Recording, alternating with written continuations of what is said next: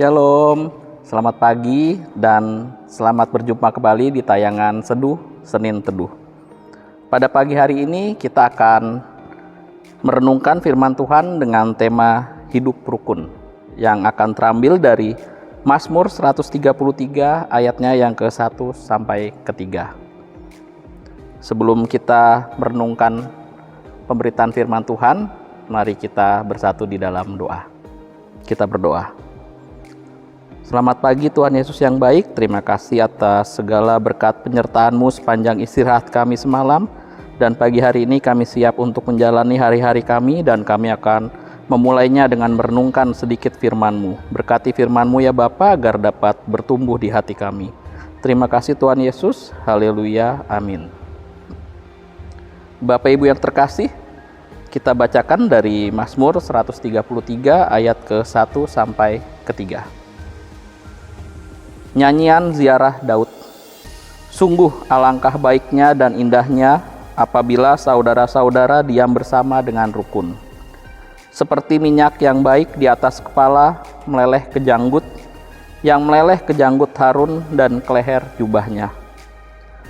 Seperti embun gunung Hermon yang turun ke atas gunung-gunung Sion, sebab kesanalah Tuhan memerintahkan berkat kehidupan untuk selama-lamanya. Bagi bangsa kita, hidup rukun dengan sesama menjadi suatu kebutuhan yang primer. Kemajemukan suku bangsa, bahasa, dan agama tidak akan bisa dikelola dengan baik kalau masyarakat tidak mau membiasakan hidup bersama dengan rukun. Yang kita tahu di lingkungan sekitar kita ada yang namanya RT atau rukun tetangga dan RW atau rukun warga. RT dan RW dibentuk pemerintah, tujuannya adalah untuk membangun kerukunan antar warga dalam lingkup yang kecil. Mengapa kerukunan itu penting? Sebab bila masing-masing warga memiliki hubungan yang dekat dan saling mengenal satu sama lain, mereka bisa bekerja sama dan saling tolong-menolong, sehingga tidak ada gap di antara mereka. Ada pepatah yang mengatakan, bersatu kita teguh, bercerai kita runtuh. Ungkapan tersebut menggambarkan bahwa ada dampak yang sangat luar biasa, ada kuasa, ada berkat, dan sesuatu yang bermakna apabila ada persatuan dan kerukunan di antara umat manusia. Alkitab menyatakan bahwa kerukunan antar umat manusia itu merupakan sesuatu yang baik, indah, dan memiliki nilai yang istimewa di mata Tuhan. Sesuatu yang dapat menggerakkan hatinya sehingga dia akan memberikan apa yang kita perlukan. Jadi, hidup dalam kerukunan adalah kehendak Tuhan bagi kita gerejanya. Dalam lingkup keluarga, banyak hal yang tidak lagi indah kalau di rumah tidak ada kerukunan antar anggota keluarga satu sama lain. Makanan yang biasanya enak akan terasa hambar kalau tidak ada kerukunan. Kasur yang tadinya empuk akan terasa keras kalau tidak ada kerukunan. Kondisi keluarga yang tidak ada kerukunan sangat tidak baik dan tidak indah. Dalam kehidupan bergereja, Alkitab juga menuliskan bahwa Tuhanlah yang menjadikan kita sebagai sumber kesatuan dan kerukunan. Ada 4 poin yang Alkitab tuliskan. Yang pertama, Tuhan memakai baptisan untuk menyatukan kita semua. Dalam Matius 28 ayat ke-19, di mana kita dibaptis di dalam nama Allah Tritunggal, yakni di dalam nama Bapa, Anak, dan Roh Kudus, kita menerima kesatuan itu dari Allah melalui baptisan. Jadi walaupun berbeda-beda orang yang membaptiskan kita, tapi kita dibaptiskan di dalam satu nama, yaitu nama Bapa, Putra, dan Roh Kudus. Poin yang kedua adalah doa Tuhan Yesus yang sudah mempersatukan kita.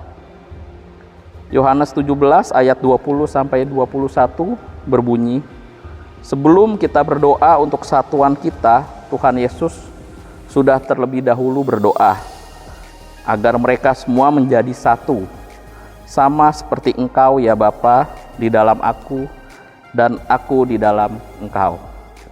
Agar mereka juga di dalam kita, supaya dunia percaya bahwa Engkaulah yang telah mengutus aku.